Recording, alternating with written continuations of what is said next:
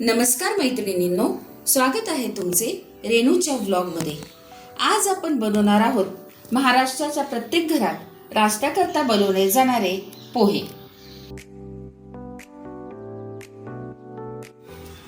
प्रथम पोहे भिजवताना आपण ते मुठीच्या प्रमाणात घेणार आहोत।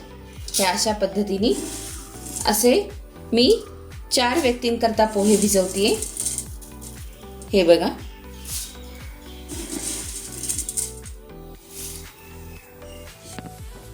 आता हे पोहे आपण चाळून घेणार आहे, म्हणजे त्यात जी काही घाण असते ती निघून जाते। आपल्याला घेताना जाडे पोहेच घ्यायचे आहेत।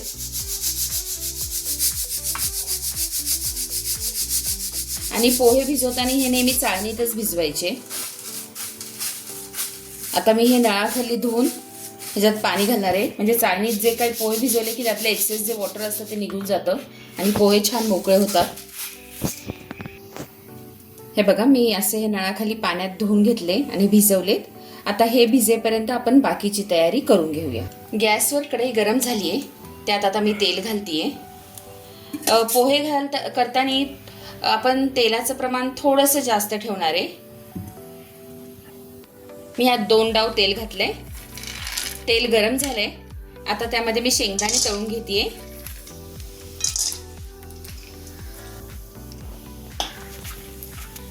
शेंगदाणे आपल्याला तेलावर छान खरपूस भाजून घ्यायचे।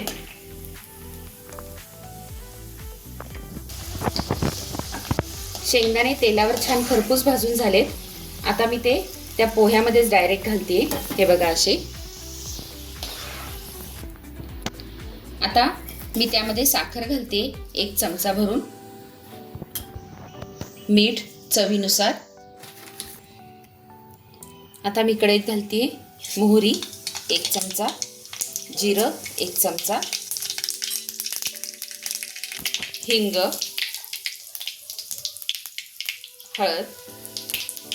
हळद 2 छोटे चमचे घालते मी। आता त्यामध्ये मी घालते कढीपत्ता। आता त्यामध्ये मी घालते बारीक चिरलेले बटाटे,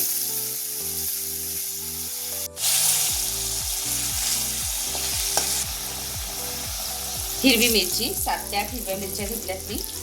बटाटासह मी 1 छोटा घेतलेला आहे। हे 4 व्यक्तींकरता मी हे पोहे बनवते। 1 मोठा कांदा मी घेतलाय बारीक चिरून।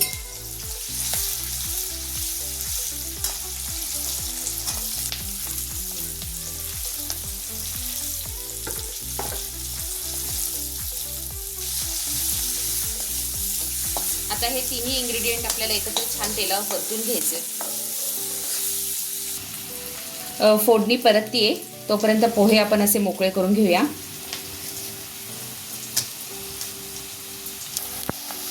कांदा आपल्याला ब्राऊन जास्त करायचा नसतो पोह्यांकरता, थोडासा तेलावर परतून घ्यायचा।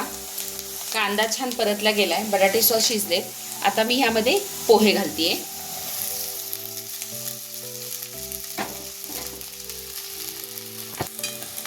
आता हे आपल्याला एकत्र छान मिक्स करून घ्यायचंय।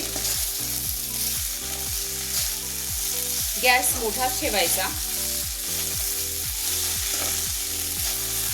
मोठ्या गॅसवर त्याला छान वाफ बसते, पण सतत हलवत राहायचंय।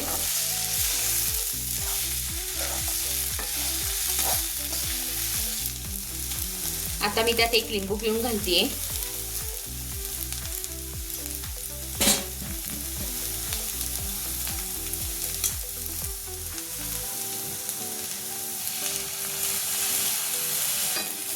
परत एकदा आपल्याला छान हलवून घ्यायचंय।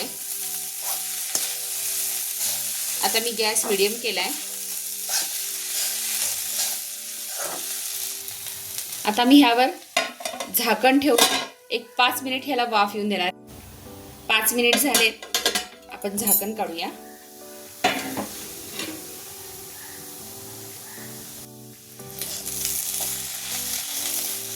हे बघा, छान मऊ झालेत पोहे। आपण थोडीशी कोथिंबीर घालणार आहे वरून।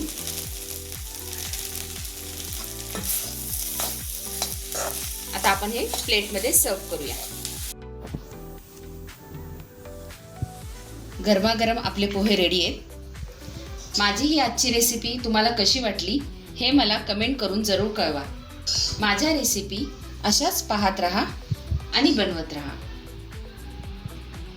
आणि हो, माझ्या चॅनेलला लाईक, शेअर, सबस्क्राईब करायला विसरू नका।